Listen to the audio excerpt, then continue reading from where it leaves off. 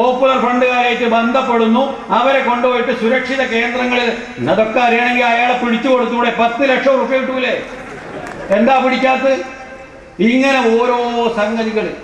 ഇപ്പൊ freedom parade നിരോധിക്കാൻ പോവുക. കാരണം എന്താ? എല്ലാ ചാനലും പറയുന്നു ഈ പരേഡിന് ഏതോ ഒരു രാജ്യത്തെ പരേഡുമായി ബന്ധമുണ്ട്. ഏതാണ് ആ രാജ്യം? എന്നാ അതൊന്നും അറിയാലോ.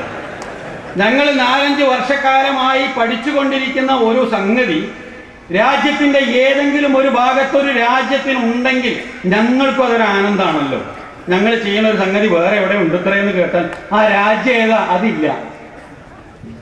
നിങ്ങൾ ആലോചിച്ച് നോക്കിയേ, പോപ്പുലർ ഫ്രണ്ടുകാരന്റെ പരേഡ് കണ്ടവരായിരിക്കും ഈ ഇരിക്കുന്ന ആളുകളിൽ നല്ലൊരു ശതമാനവും. പോപ്പുലർ ഫ്രണ്ട് മാത്രമല്ല കേരളത്തിലെ ഇത്തരത്തിലുള്ള പരേഡുകൾ നടത്തുന്നത്. RSS പദസഞ്ചലനം നടത്തുന്നുണ്ട്.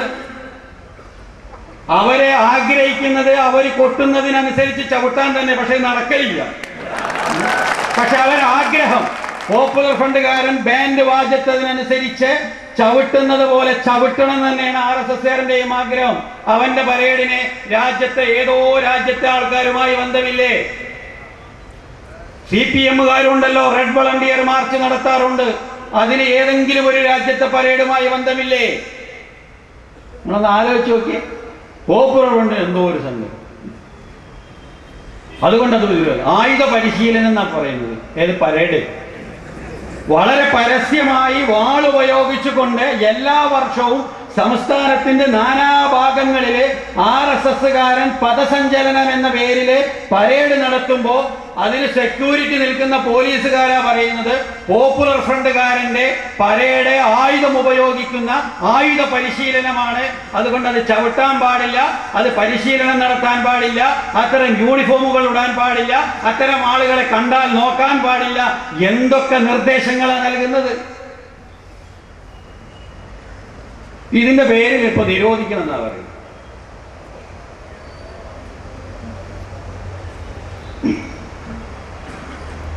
അങ്ങനെയാണെങ്കിൽ നിരോധിക്കാൻ ഒരുപാട് സംഘടനകളുണ്ട്. ഞങ്ങൾ നിരോധിക്കുന്നതിനെ കുറിച്ച് ഞങ്ങളങ്ങനെ ബേജാറുമില്ല, ഞങ്ങൾക്ക് അങ്ങനെ വർത്താനവുമില്ല.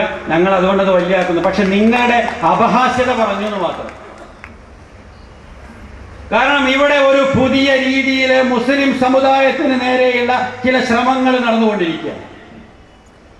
നേരത്തെ ഇസ്രായേൽ നടത്തിക്കൊണ്ടിരിക്കുന്നത് ഇന്ന് നമ്മുടെ രാജ്യത്ത് വളരെ സർവ്വവ്യാപിയായി കൊണ്ടിരിക്കുന്നു. അതിന്റെ ഭാഗമായിട്ടാണ് നിരന്തരമായി പ്രവാചകനെതിരെ, ഇസ്ലാമിനെതിരെയുള്ള ആരോപണങ്ങൾ വന്നുകൊണ്ടിരിക്കുന്നു. ഇതൊന്നും ഒരു അബദ്ധത്തില് നാട്ടിലിങ്ങനെ തമ്മിൽ കലഹം കൂടുമ്പോൾ പറയുന്നതല്ലല്ലോ. ചോദ്യപേപ്പർ ഉണ്ടാക്കുന്ന ആളൊരു 4 വട്ടം ആലോചിക്കൂലേ ചോദ്യപേപ്പർ ഉണ്ടാക്കാൻ? മാത്രമല്ല ഈ വിദ്വാൻ ചോദ്യപേപ്പർ ഉണ്ടാക്കി അത് ടൈപ്പ് ചെയ്യാൻ പോകുമ്പോൾ അവിടെ ഇരിക്കുന്നവർ മുഴുവനും പറഞ്ഞു സാറേ ഇത് വേണ്ടട്ടോ. പക്ഷെ എന്നിട്ടും വഴങ്ങാതെ പോയിട്ട് ഈ ചോദ്യപേപ്പർ തയ്യാറാക്കിയെങ്കിൽ അതേതെങ്കിലും ഒരു വ്യക്തിയുടെ അബദ്ധത്തിൽ നിന്നുണ്ടാകുന്നതല്ല, മറിച്ച് ഇസ്ലാമിനെതിരെ ലോകവ്യാപകമായി നടന്നുകൊണ്ടിരിക്കുന്ന ആസൂത്രിതമായ ആരോപണങ്ങളുടെയും ഒറ്റപ്പെടുത്തലുകളുടെയും ഭാഗമായി രാജ്യത്ത്, ലോകത്ത് നടന്നുകൊണ്ടിരിക്കുന്ന പ്രവർത്തനങ്ങളുടെ ഒരു തുടർച്ചയാണ്. അതിന്റെ പിന്നാലെ ഇവിടുത്തെ രാഷ്ട്രീയ പാർട്ടികള് അറിയാതെയോ അറിഞ്ഞോ പിന്നാലെ കൂടിക്കൊണ്ടിരിക്കുന്നു. പ്രത്യേകിച്ച് ഇവിടെ കേരളം ഭരിച്ചുകൊണ്ടിരിക്കുന്ന CPM, അവരാണ് പോലീസിനെ ഈ രീതിയിൽ കയറൂരി വിട്ടിരിക്കുന്നത്. അവർ വീടുകളിൽ പോയി ഭീകരാന്തരീക്ഷം ഉണ്ടാക്കുന്നു, ആളുകൾക്കിടയിൽ തെറ്റിദ്ധാരണയുണ്ടാക്കാൻ ശ്രമിക്കുന്നു. മാത്രമല്ല അവർക്ക് ഞങ്ങൾ ചോദിക്കുന്നത് മറ്റു സംഘടന പോലെ ഈ സംഘടനയ്ക്കും പ്രവർത്തിക്കാൻ സ്വാതന്ത്ര്യമില്ലേ? ഇന്ന് ഇവിടേക്ക് വരുന്ന പല വാഹനങ്ങളും വഴിയിൽ വെച്ച് തടയുന്നു, ആവശ്യമില്ലാത്ത അന്വേഷണങ്ങൾ നടത്തുന്നു. അതൊക്കെ കഴിഞ്ഞ് ഒരുപാട് വാഹനങ്ങളോട് പരിപാടി നിരോധിച്ചിരിക്കുന്നു.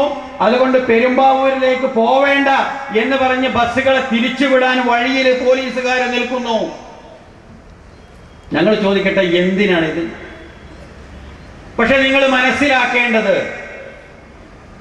നിങ്ങൾ എല്ലാവരും കൂടി ഒരേ സ്വരത്തിലിരുന്ന് ഒന്നാകെ കൂവി വിളിച്ചാൽ പോലും, നിങ്ങളുടെ അധികാരത്തിന്റെ എല്ലാ പവറും ഉപയോഗിച്ചുകൊണ്ട് നിരന്തരമായി വേട്ടയാടാൻ ശ്രമിച്ചാൽ പോലും ഈ സന്ദേശം ഉൾക്കൊണ്ട ആളുകൾ അവരെത്തേണ്ടിടത്ത് എത്തും എന്നതിന്റെ വ്യക്തമായ ഉദാഹരണമാണ് എല്ലാ ആരോപണങ്ങളും അതിജീവിച്ചുകൊണ്ട് ആയിരക്കണക്കിന് ആളുകൾ ഇവിടെ തടിച്ചു കൂടിയിട്ടുള്ളത്. ഇത് കണ്ടിട്ടെങ്കിലും നിങ്ങൾ മനസ്സിലാക്കണം, ഇത്തരം കള്ളപ്രചാരണങ്ങൾ കൊണ്ട് ഇത് അവസാനിപ്പിക്കാൻ പറ്റൂല. ഉണ്ടെങ്കിൽ അത് ചെയ്തു കൊള്ളണം. ഇങ്ങനെ പോലീസ് തേർവാഴ്ചകൾ നടത്തിക്കൊണ്ടിരിക്കുന്നു. ഇതിന്റെ പിന്നിലെ CPM-കാരെ വളരെ ശക്തമായി ഇടപെട്ടുകൊണ്ടിരിക്കുന്നു. കാരണം അവർക്കിപ്പോൾ ഒരു പുതിയ അജണ്ടയാണ്. ഇനി പ്രത്യേകിച്ച് കേരളത്തിലെ മുസ്ലിം സമുദായത്തിൽ നിന്നൊന്നും ഒന്നും കിട്ടാൻ സാധ്യമല്ല എന്ന് കണ്ടപ്പോ, അത് കേരളത്തിൽ മാത്രമല്ല പശ്ചിമ ബംഗാളിലും സാധ്യമല്ല എന്ന് വ്യക്തമായപ്പോ CPM അതിന്റെ കേന്ദ്ര തലത്തിൽ തന്നെ ആലോചിച്ച് ഉറപ്പിച്ച് ചില തീരുമാനങ്ങൾ എടുത്തിട്ടുണ്ട്. ആ തീരുമാനമാണ് പശ്ചിമ ബംഗാളിലും കേരളത്തിലെയും CPM നേതാക്കന്മാരുടെ വായിൽ നിന്ന് അറിഞ്ഞോ അറിയാതെയോ പുറത്തേക്ക് വരുന്നത്. കഴിഞ്ഞ മുനിസിപ്പൽ തെരഞ്ഞെടുപ്പിൽ CPM-ന്റെ പോളിറ്റ് ബ്യൂറോ മെമ്പറും മുഖ്യമന്ത്രിയുമായ ബുദ്ധദേവ് ഭട്ടാചാര്യ പറഞ്ഞതെന്താ? BJP-ക്കാർ ഞങ്ങൾ വോട്ട് ചെയ്യണമെന്നാ പറഞ്ഞു. BJP ഞങ്ങളോടൊപ്പം നിൽക്കണം, കാരണം നിങ്ങൾ എന്താഗ്രഹിക്കുന്നുവോ അത് ഞങ്ങളാണ് ചെയ്യുന്നത്, അതുകൊണ്ട് ഞങ്ങളുടെ കൂടെ നിന്നോളൂ എന്നാ പറയുന്നത്. മറുഭാഗത്ത് കേരളത്തിലോ ഇന്നലെ വരെ CPM-നോടൊപ്പം നിന്ന മുഴുവൻ മുസ്ലിം സംഘടനകളെയും ഇന്ന് തള്ളിപ്പറയുന്നു എന്ന് മാത്രമല്ല, ഭീകരതയുടെ തീവ്രവാദത്തിന്റെ പേര് പറഞ്ഞ് പുച്ഛിച്ച് നിലത്തിട്ട് ചവിട്ടിക്കൊണ്ടിരിക്കുന്നു. എല്ലാ മുസ്ലിം സംഘടനകളെയും മാട്ടിയോടിക്കുന്നു.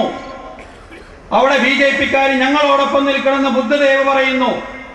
ഇവിടെ മുഴുവൻ മുസ്ലിം സംഘടനകൾക്കും നേരെ ആക്ഷേപങ്ങൾ ചൊരിഞ്ഞുകൊണ്ട് പിണറായി വിജയൻ പ്രസംഗിച്ചു നടക്കുന്നു. മാത്രമല്ല, പെട്രോൾ ഡീസൽ വില വർധനവിന്റെ പേരില് ഡൽഹിയുടെ BJP ഓഫീസിന്റെ മുന്നില് ഒരുപാട് നേതാക്കന്മാരുടെ ഫോട്ടോയുടെ കൂട്ടത്തില് പ്രകാശ് കാരാട്ടിന്റെ ഫോട്ടോ. ബന്ദിന് പിന്തുണ കൊടുത്ത ആൾക്കാരുടെ നേതൃത്വത്തിലുള്ള എല്ലാവരും ഫോട്ടോ ആണെങ്കിൽ CPI-യുടെ ഒരു നേതാവുണ്ടല്ലോ ബർദാൻ, എന്തേ അദ്ദേഹത്തിന്റെ ഫോട്ടോ കിട്ടിയില്ലേ വെക്കാൻ? അത് വെക്കാനുള്ള ധൈര്യം BJP കാണിച്ചില്ലല്ലോ. അതല്ലെങ്കിൽ വലിയ പാർട്ടിയൊന്നും അല്ലെങ്കിൽ നമ്മൾ RSP ഇല്ലേ, അതിനുമില്ല ഒരു അഖിലേന്ത്യാ നേതാവ് അദ്ദേഹത്തിന്റെ ഫോട്ടോ വെച്ചില്ലല്ലോ. കേരളത്തിലെ CPM കഴിഞ്ഞാൽ ഏറ്റവും വലിയ ഇടതുപക്ഷ പ്രസ്ഥാനമാണ് ഫോർവേഡ് ബ്ലോക്ക്. ആ ഫോർവേഡ് ബ്ലോക്കിന്റെ നേതാക്കന്മാരുടെ ഫോട്ടോ വെച്ചില്ലല്ലോ. എങ്ങനെയാണ് കേരളത്തിലും ബംഗാളിലും ഇതേ രീതിയിൽ പ്രസംഗിക്കുന്ന CPM-ന്റെ അഖിലേന്ത്യാ സെക്രട്ടറിയുടെ ഫോട്ടോ വളരെ പരസ്യമായി BJP ഓഫീസിലെ അഡ്വാനിയുടെയും മുരളി മനോഹർ ജോഷിയുടെയും ഗഡ്കരിയുടെയും ഒക്കെ ഫോട്ടോയുടെ കൂട്ടത്തില് സ്ഥാനം പിടിച്ചുവെങ്കിൽ കേരളത്തിൽ അവരുണ്ടാക്കിക്കൊണ്ടിരിക്കുന്ന ഒരു അവിശുദ്ധ കൂട്ടുകെട്ടിന്റെ വളരെ പ്രകടമായ ഉദാഹരണങ്ങളാണ്. അതുകൊണ്ടാണ് പിണറായി വിജയനും മാർക്സിസ്റ്റ് പാർട്ടിയും ഇപ്പോ മൂവാറ്റുപുഴയിലെ പാവം അധ്യാപകൻ എന്ന രീതിയിൽ പ്രസംഗിച്ച് നടക്കുന്നത്. നിങ്ങൾക്കറിയാം, യാതൊരു പ്രകോപനവും കൂടാതെ ഇവിടുത്തെ ക്രിസ്ത്യൻ സഭകൾക്ക് നേരെ നിരന്തരമായി ആക്ഷേപങ്ങൾ പറയുന്ന കേരളത്തിലെ CPM സെക്രട്ടറി എന്നും പള്ളിയിലച്ഛനെ തെറി വിളിക്കുക എന്നത് അദ്ദേഹത്തിന്റെ ഒരു വിനോദമാണ്. അങ്ങനെ ക്രിസ്ത്യൻ സമൂഹത്തെ നിരന്തരമായി അവഹേളിച്ചു കൊണ്ടിരിക്കുന്ന പിണറായി വിജയൻ ഈ വിഷയത്തില് ജോസഫിന്റെ കൂടെ നിന്നുകൊണ്ട് മുസ്ലിം ഭീകരവാദത്തെ കുറിച്ച് സംസാരിക്കുന്നത് ഹിന്ദുത്വ ഫാഷിസത്തിൽ നിന്നും കിട്ടാവുന്ന ആനുകൂല്യങ്ങളെ മുന്നിൽ കണ്ടുകൊണ്ടാണ്. അതിനുള്ള ശ്രമങ്ങളാണ് രാജ്യത്ത് നടന്നുകൊണ്ടിരിക്കുന്നത്. ഇത് മുസ്ലിങ്ങൾക്കെതിരെ മാത്രമല്ല, ഇവരുടെ അടിമകളായി നിൽക്കാത്ത ഏതൊരു ജനവിഭാഗവും സ്വന്തം കാലിൽ നിൽക്കാൻ ശ്രമിച്ചാൽ, അവർ പഠിക്കാൻ ശ്രമിച്ചാൽ, അവർ സർക്കാർ സർവീസുകളിൽ കയറിപ്പറ്റാൻ ശ്രമിച്ചാൽ നിരന്തരമായി ആരോപണങ്ങളുമായി രംഗത്ത് വരും. മുസ്ലിം സമുദായം ഇപ്പോൾ പഠിക്കാൻ തുടങ്ങിയപ്പോൾ മുസ്ലിം ചെറുപ്പക്കാരെ കോളേജുകളില് ഒറ്റപ്പെടുത്താൻ ആവശ്യമായ കള്ളപ്രചാരണങ്ങള് സംഘപരിവാറിനോടൊപ്പം ദൗർഭാഗ്യം എന്ന് പറയട്ടെ ക്രിസ്തീയ സഭകളും അതിന്റെ പ്രസിദ്ധീകരണങ്ങളും നടത്തി. ലവ് ജിഹാദ് എന്ന് പറഞ്ഞ് കോളേജിലേക്ക് പോകുന്ന മുസ്ലിം ചെറുപ്പക്കാരനെ തെറ്റിദ്ധാരണയോടുകൂടി നോക്കാൻ കഴിയുന്ന തരത്തിലുള്ള